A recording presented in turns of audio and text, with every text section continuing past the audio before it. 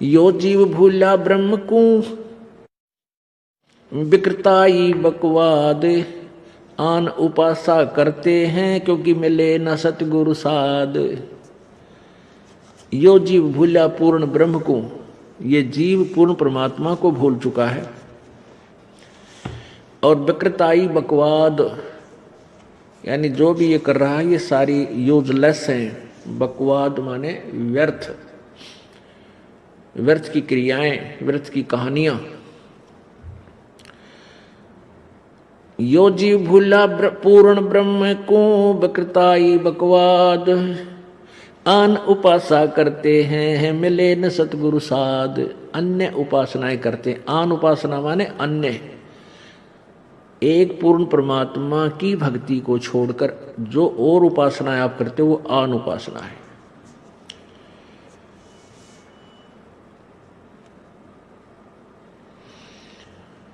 हुज्जत हर्ष हराम गति विकृताई ये जाने, लाया ता लागे नहीं समझे नहीं हैवान। अब विकृताई यानी जिसके अंदर बकवाद भरी हुई है उसकी के पहचान बताते हैं कि वो सारी उसको समझाने की चेष्टा भी करते हैं तो भी वो जहां हम लगाना चाहते हैं उसको, जिस भक्ति मार्ग पर उसको लगता नहीं। ये बकवादी आदमी की पहचान होती है। हुज्जत हरिस हराम गति ही विकृताई जान, लाया ता लागे नहीं समझे नहीं हैवान। वो हैवान व्यक्ति है जो सत भक्ति को ग्रहण नहीं करता। चल, जब तक हमें ज्ञान नहीं था तब तक तो हम डले ढो ही रहे थे, अब अपनी साधनाएं कर ही रहे थे और उनको अपनी अच्छी साधनाएं मानकर हम करते थे। और जो शास्त्र विरुद्ध ज्ञान बताने वाले संत हैं उनके विषय में क्या बताते हैं? जो आरे की गाय है बिन छेड़े अरडाए, विकृताई नरमानवी बिन ही ज्ञान डडाए। जैसे गाय को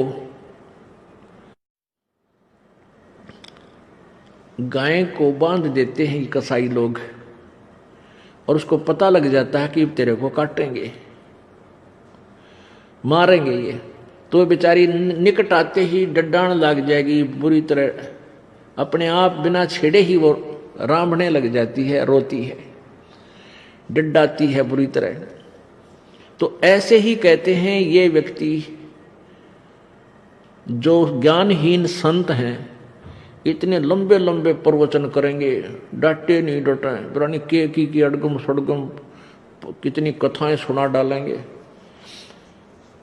क्या बताते हैं? जो आरे की गाय है बिन छेड़े अरडाए, विकृताई नरमानवी बिन ही ज्ञान डिडावे। डिडाना माने ठड ठड बोलना, अबे मतलब बढ़ने जा।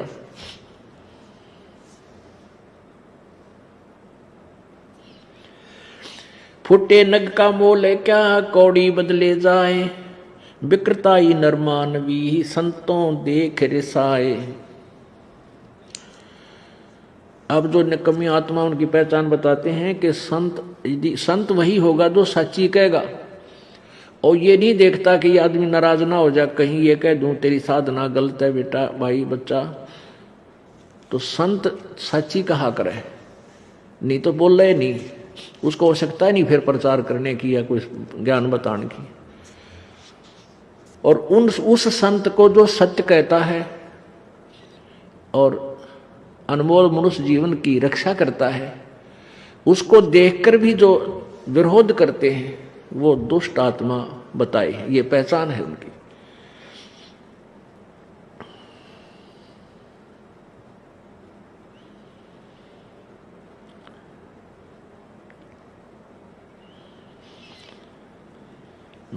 मोतियन माला लीजिए बंचर के गल घाल, तोड़े तागा जान कर विकृताई की चाल। कहते हैं जैसे बंदर के गल में मोती की माला डाल दे, मोतियों की कीमती, वो पकड़ कर तोड़ कर फेंक देगा, ऐसे ही जो निकम्मी टाइप की आत्माएं हैं, उनको यदि आप बोलो चलो के ले भी आते हो यहाँ और उपदेश दिला देते हो, वो रखेंगे नहीं, ऐसे तोड़कर फेंक देंगे, वो पाप आत्मा है।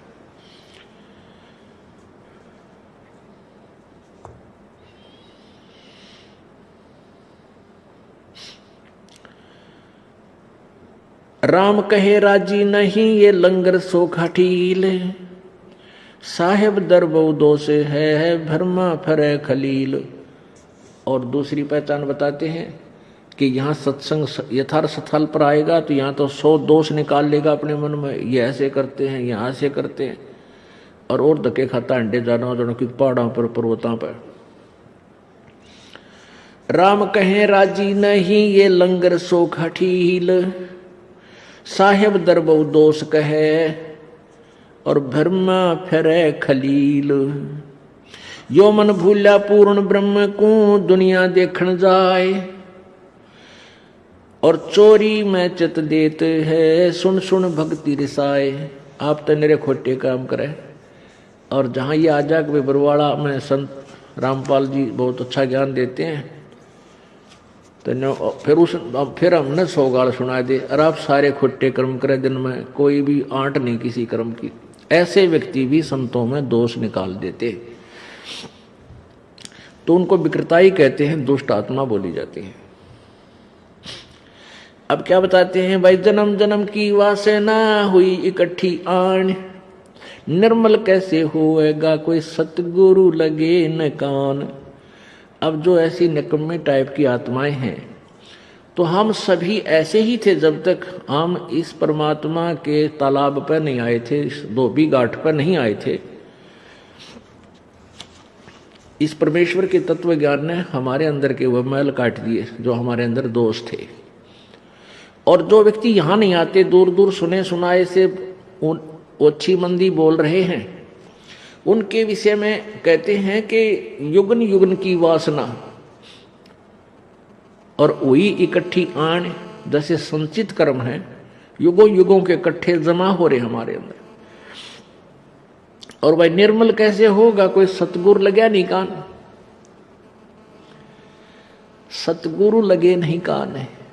जब तक परम संत नहीं मिलेंगे तो हमारे अंदर के दोष समाप्त कैसे होंगे।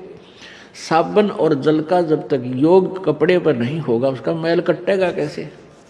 अब क्या बताते हैं, जिस मंडल साधु नहीं और नदी नहीं गुंजार, तज हंसा वो देसड़ा जम की मोटी मार।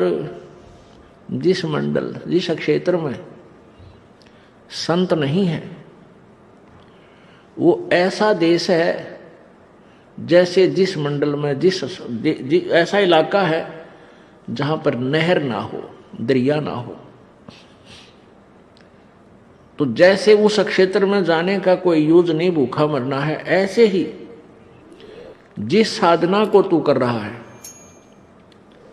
जिस भी संत के पास तू बैठा है वो संत नहीं है। जिस ग्रुप में तू चला गया है, उस देश को, उस ग्रुप को, उस गुरु को त्याग दे। जिस मंडल साधु नहीं जैसे नदी नहीं गुंजार, तज हंसा वो देसड़ा यम की मोटी मार। फिर क्या बताते हैं,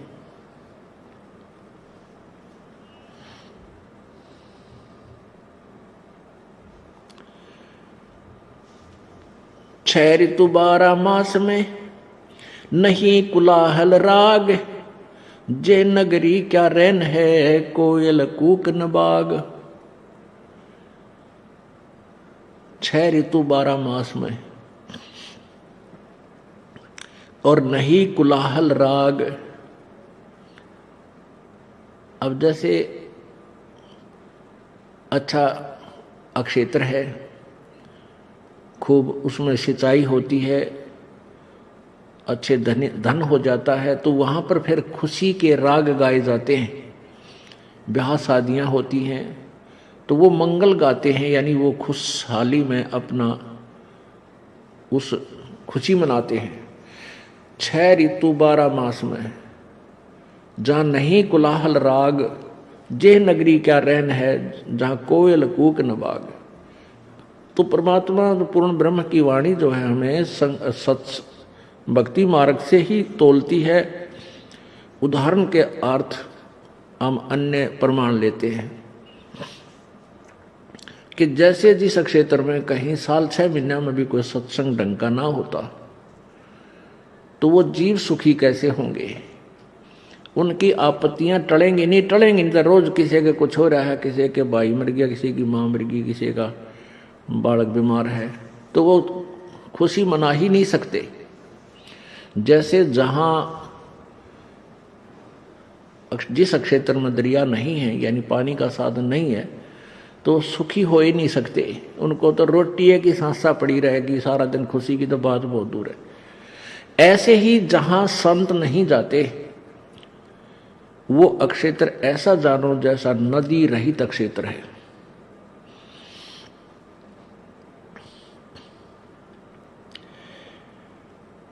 छह ऋतु, बाग नहीं बेला नहीं, नहीं नदी जिस देश, वहां दुनिया कैसे बसे, जहां संत नहीं परवेश। अब यहां बता दिया उस किस उद्देश्य से बोल रहे हैं ये वाणी, कि जहां पर बाग नहीं और बेला यानी बेल नहीं चढ़ रही, यानी जैसे अंगूर की बेल, फल फूलों की बेल और भी इस तरह की खुशी वहीं होगी जहां पर पर्याप्त जल होगा। तो जैसे जहां ऐसा नहीं है तो वहां दरिया नहीं है, ऐसे ही जो देश सुखी नहीं हो सकता, वो क्षेत्र सुखी नहीं हो सकता जहां पर संत जैसी दरिया वहां नहीं पहुंचती। यानी संत, परम संत, पूर्ण संत नहीं होंगे तो वहां के व्यक्ति ऐसे दुखी रहेंगे जैसे दरिया जल के बिना प्राणी। यज्ञ नहीं जो नार नहीं, सदा व्रत नहीं सीले, हे जा मंडल क्या रैन है, वो बसे पर्वती भील। जिस क्षेत्र में ऐसे यज्ञ नहीं होते तो वहां के लोग मानव नहीं होते। उनको तो ऐसे समझो जैसे पर्वती भील, वो कोई आगा पीछा नहीं देखे, लूट लें खसोट लें, मौका लग दे पाप कर्म कर दे। तो जहां तत्व ज्ञान रूपी वर्षा नहीं होती, संत रूपी दरिया जहां नहीं बहते, तो वो व्यक्ति कोई भी आगा पीछा नहीं देखेंगे पाप करण में। मौका लग दे तो कितने अच्छे नजर आते रहे और समय लगने पर कोई पाछा नहीं रहेगा, तो पीछे वही रहेगा, हाथ उसी का उल्टा हटेगा। पाप तो जिसको ज्ञान हो जाएगा, जो संत की शरण में रहेगा, वो पाप नहीं कर सकता चाहे भूखा मरो।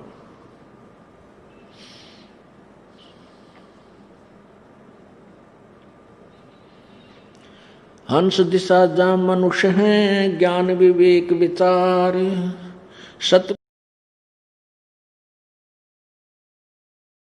सतगुरु भाषा समझ ले, यो हमारा परिवार। हंस दिशा जहां मनुष्य है। हंस किसे कहते हैं? हंस एक पक्षी होता है जो जैसे तालाब पर कहीं चला जाता है, झील पर, वहां मछलियां नहीं खाता और ना ही वो कीड़े मकोड़े खाता, और उसी के पैरेलल उसी जैसा सेम हम शकल सेम टू सेम एक बुगला होता है। हंस जैसी ही शकल वैसा ही पक्षी, और वो जाते ही मछली ठहगी मछली खा ली, घोगे ठहगे घोगे फोड़ के खा लिए, वो गोल गोल श्रृंखले से होया करें। और कोई भी जीव जंतु पाएगा वो बुगला उसी समय खाना प्रारंभ कर देता है। लेकिन हंस मांसाहारी नहीं होता, वो नहीं खाता, वो केवल मोती खाता है।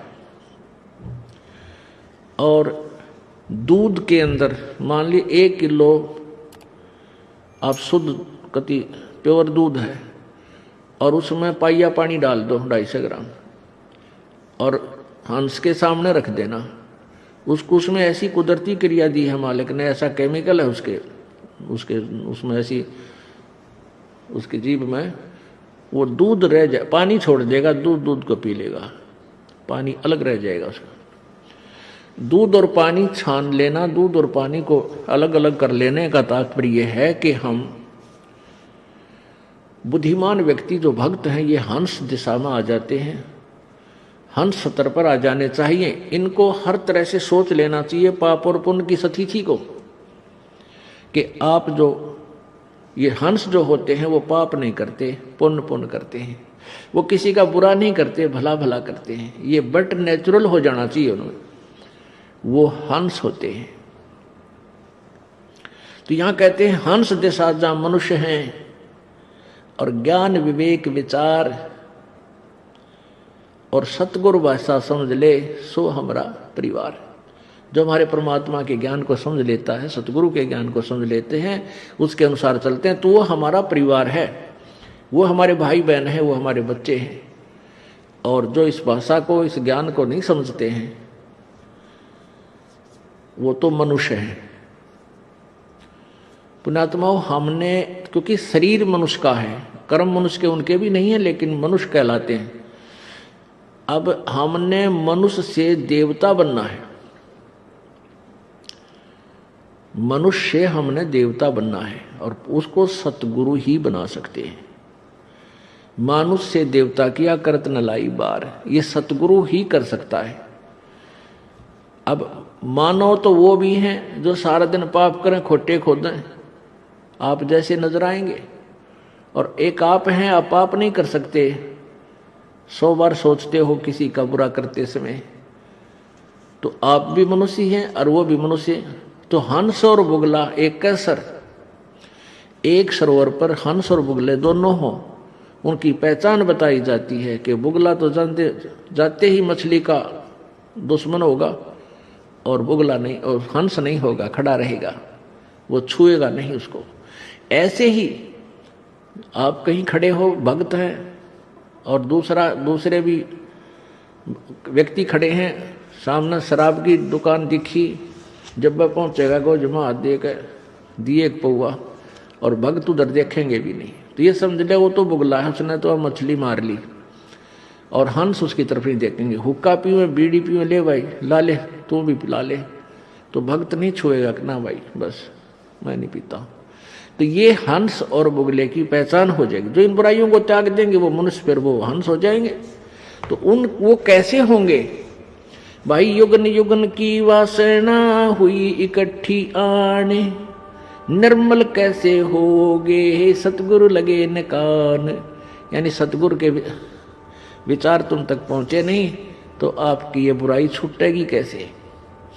आपकी ये अपराध कैसे छूटेंगे जब तक आप संत शरण में नहीं आओगे, आप सत्संग में नहीं आओगे।